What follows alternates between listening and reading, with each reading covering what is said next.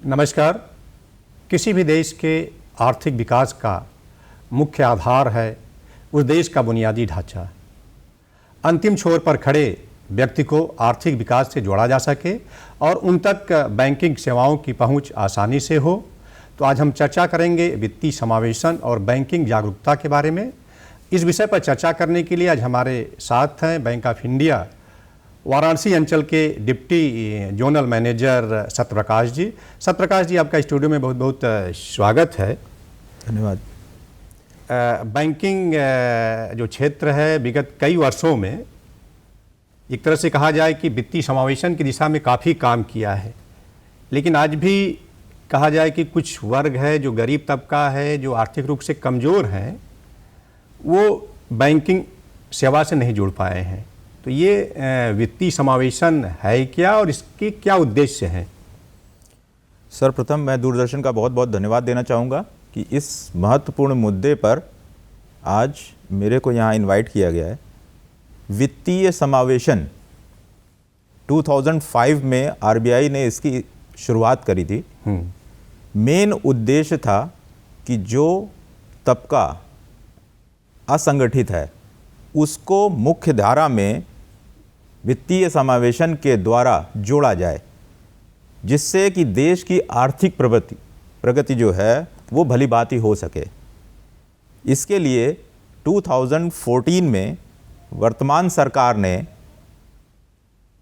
इस वित्तीय समावेशन की शुरुआत पीएम जनधन योजना से करी, जिसमें हर एक वर्ग के असंगठित लोगों का जीरो बैलेंस पर फाइनेंशियल इंस्टीट्यूशन यानी बैंकिंग संस्थाओं में खाते खोले गए। मेन मुद्दा ये था कि इस वर्ग को सबसे पहले बैंक से जोड़ करके पैसे जमा कराना और निकालना, कम से कम इसकी शुरुआत की जाए, एक आदत डाली जाए। और उसी योजना के तहत हमारे देश में करीब करीब 60 करोड़ खाते 2014 के बाद खोले गए। इन खातों में शुरुआती तौर पर सारे बैंक या वित्तीय संस्थाओं ने इनको जीरो बैलेंस पे खाते खोल करके इनके साथ में एक डेबिट कार्ड, एटीएम कार्ड इनको प्रोवाइड कराया। इन पीएमजेडीवाई अकाउंटों से 30,000 रुपये का बीमा इनिशियल स्टेज पर हर एक लाभार्थी को मिला। उसके साथ अगर वो डेबिट कार्ड अपना यूज़ करता है तो 1 लाख रुपए का बीमा उसको एडिशनल प्रोवाइड किया गया। यानी 1,30,000 रुपये का एक बीमा हर एक उस व्यक्ति को प्रोवाइड कराया गया जिसको कि बैंक से जोड़ा गया या जिसके अकाउंट में जीरो बैलेंस और उसके पास डेबिट कार्ड होना चाहिए। और उसको ये जो 1 लाख का जो बीमा है वो मुफ्त में फ्री ऑफ कॉस्ट। मतलब एक तरह से उनको एक फाइनेंशियल सिक्योरिटी जो है सिक्योरिटी प्रोवाइड कराई गई। जी, ये सत्यप्रकाश जी, जो ये वित्तीय समावेशन है तो इसके क्या क्या फायदे हैं, क्या क्या लाभ हैं? सबसे पहले जैसे मैंने बताया कि एक आदत डालना है लोगों में पैसा जमा करने की और पैसा निकालने की। तो जब ये हैबिट किसी के अंदर आ जाती है तो बैंकिंग ट्रांजैक्शन जब वो करने लगता है तो उसको एक बैंकिंग के बारे में इनिशियल जानकारी हो जाती है। फिर अगर उसका ऑपरेशंस परफेक्ट हैं तो बैंक इसमें 5,000 रुपये का एक ओवरड्राफ्ट देता है, लोन की फैसिलिटी देता है। मतलब वो अगर उनके खाते में नहीं पैसा है तो भी वो ले सकते हैं 5,000 तब भी वो 5,000 रुपये तक का एक ओवरड्राफ्ट की फैसिलिटी हम उस पर उनको ब्याज नहीं देना पड़ेगा। उस पर ब्याज देना है, इनिशियल ब्याज है। लेकिन उसको एक आदत होनी चाहिए कि पैसा वो टाइमली निकाले और जमा करे। जरूरत पड़ने पर हम उसको एक इनिशियल 5,000 रुपये का ओवरड्राफ्ट भी देते हैं। अगर उसको इमरजेंसी आ गई तो इमरजेंसी आ गई या छोटा मोटा कोई भी कारोबार कर रहा है, जब इस तरह का काम वो परफेक्टली करने लगेगा तो आगे और सारी स्कीमें हैं जिससे हम उसको फाइनेंशियल हेल्प करा पाएंगे कि वो अपना बिजनेस या कुछ भी कार्य और स्टार्ट कर सके। मतलब जो भी सरकार की योजनाएं हैं उसका वो लाभ जो है उठा सकता है। जी सत्यप्रकाश जी, वित्तीय समावेशन की दिशा में सरकार ने बहुत सारे कदम उठाए, तो इसका प्रभाव क्या मिला देखने को? प्रभाव ओवरऑल मैंने बताया कि 60 करोड़ लोग, नए लोग बैंकों से जुड़े। जैसे कहा जाता है कि एक पेड़ है, पेड़ की ग्रास रूट लेवल पर अगर आप फर्टिलाइज़र पानी डालो तो वृक्ष बड़ा होगा। उसी तरह मुख्य धारा में ये सारे लोग भी अगर हमसे जुड़ते हैं तो देश के ओवरऑल आर्थिक विकास में इनका योगदान रहता है।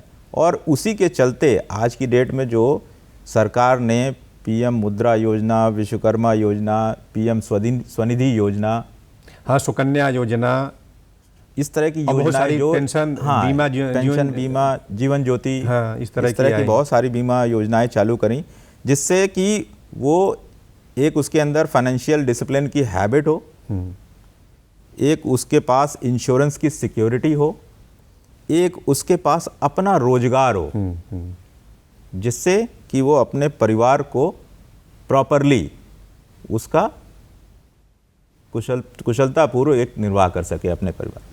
सत्यप्रकाश जी, अभी आपने बात की पीएम मुद्रा योजना और पीएम विश्वकर्मा योजना की, जो कि अभी सरकार ने हाल ही में लागू की थी। तो ये पीएम मुद्रा जो योजना है, ये किस तरह से आम जनमानस या गरीब तबके के लिए फायदेमंद है?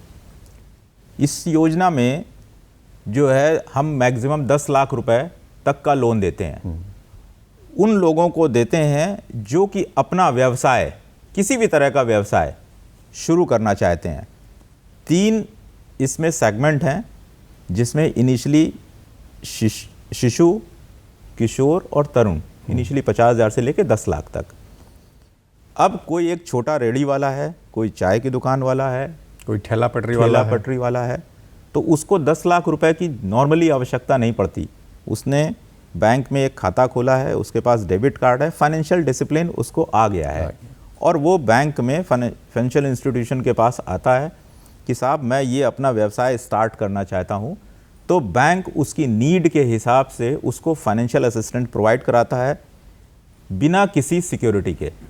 इसमें जो भी लोन बैंक प्रोवाइड कराता है उसका सिक्योरिटी गवर्नमेंट की एक संस्था है वो लेती है। इन केस अगर किसी तरह का डिफ़ॉल्ट होता है तो उस डिफ़ॉल्ट में जो वो संस्था है वो 75% ऑफ लोन अमाउंट तक का पेमेंट फाइनेंशियल इंस्टीट्यूशन को करती है। तो बाकी जो मॉनिटरिंग का काम है वो तो बैंक का इनिशियल काम है और बैंक उसको प्रॉपरली करता है। तो ये पीएम मुद्रा योजना की बात हुई। अभी हाल में पीएम विश्वकर्मा योजना की भी उन्होंने शुरुआत की थी जी। तो इसका किस तरह से लाभ उठा सकते हैं हमारे जो गरीब, एक तरह से कहा जाए अकाउंट होल्डर हो चाहे आम जनमानस? मेन ये स्किल्ड वर्कर के लिए स्टार्ट की गई है योजना। हमारे बीच में बहुत सारे लोग हैं, कोई एसी रिपेयर कर रहा है, कोई छोटी छोटी जो है इलेक्ट्रिक रिपेयरिंग वाला है। इस तरह के जो स्किल्ड वर्कर हैं उनके लिए ये पीएम विश्वकर्मा योजना लॉन्च की गई है। इसके भी 2 पार्ट हैं। इन टोटल मैक्सिमम लोन इसमें 3 लाख रुपीस का प्रोवाइड कराता है बैंक, और 5% रेट ऑफ इंटरेस्ट के साथ।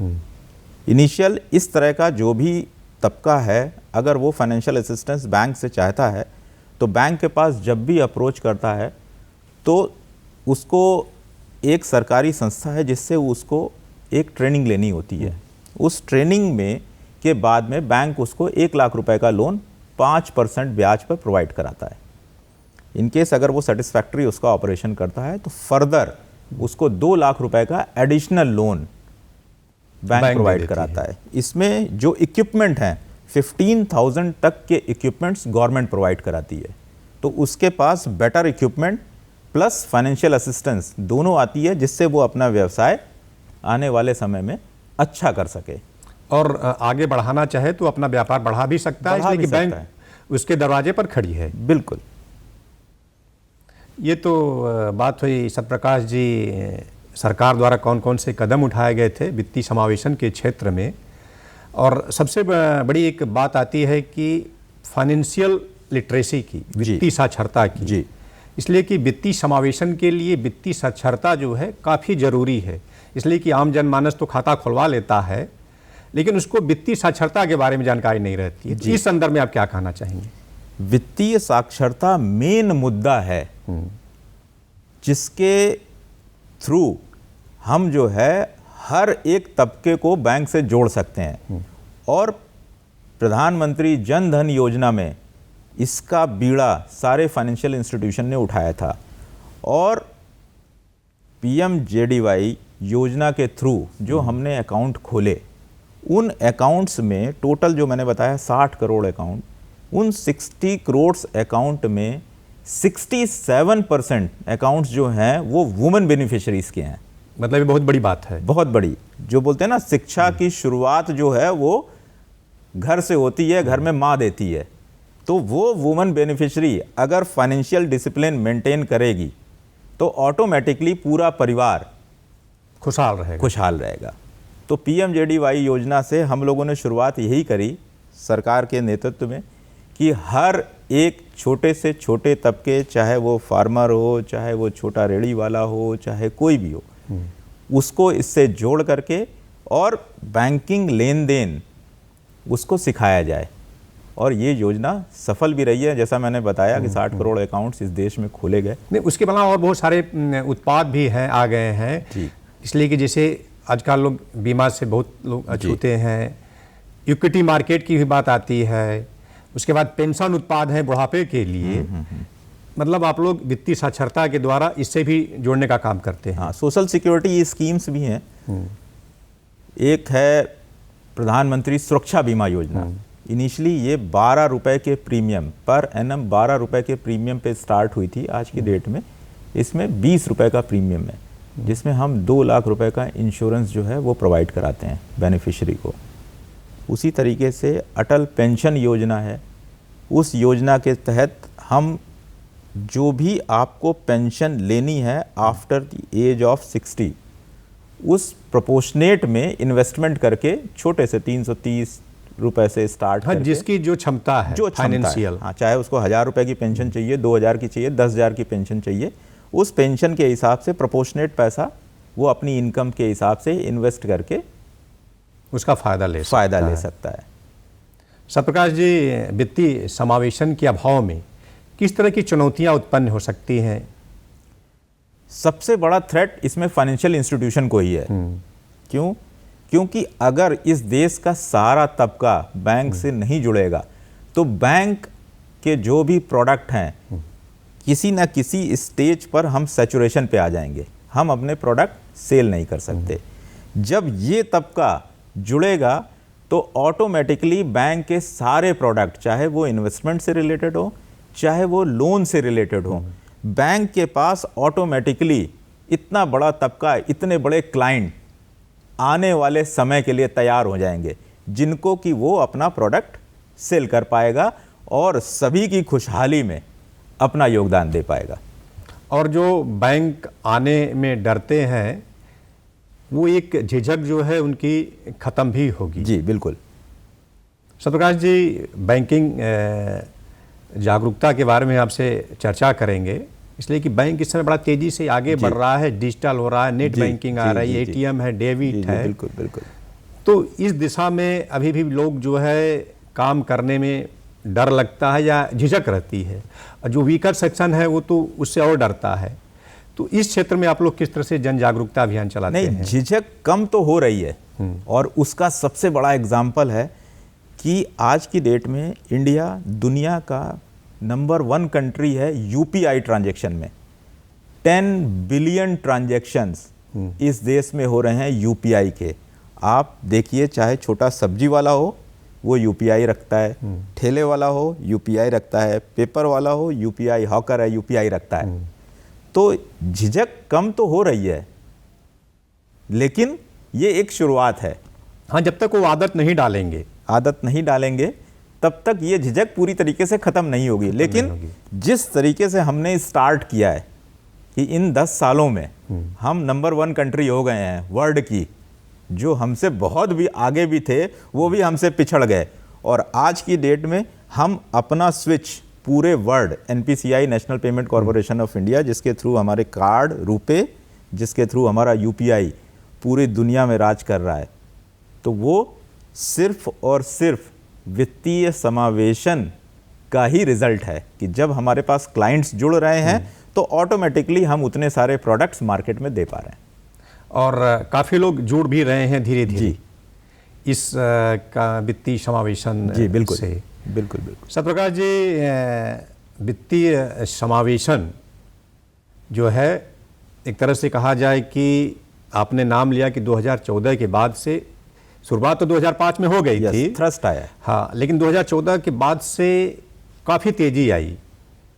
लेकिन अभी इस दिशा में बैंकों को किस तरह से काम करने की ज़रूरत है? बैंक इसमें तेज़ी कैसे ला सकता है? बैंक तेजी ऐसे ला सकता है कि बैंक के पास एक बहुत बड़ा क्लाइंटल इकट्ठा हो गया और उसको फर्दर इकट्ठा करना है। जैसे अभी रिसेंटली एक नई योजना शुरू हुई थी, पीएम स्वनिधि। उन रेडी वाले, हॉकर्स, इनके लिए 10,000 रुपये का लोन प्रोवाइड कराया गया था।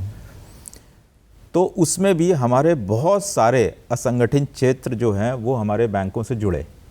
तो पिछला जो हमारे पास पीएम स्वनिधि वाला जो कॉर्पस था, उसमें एक वैल्यू एडिशन हुआ पीएम स्वनिधि से।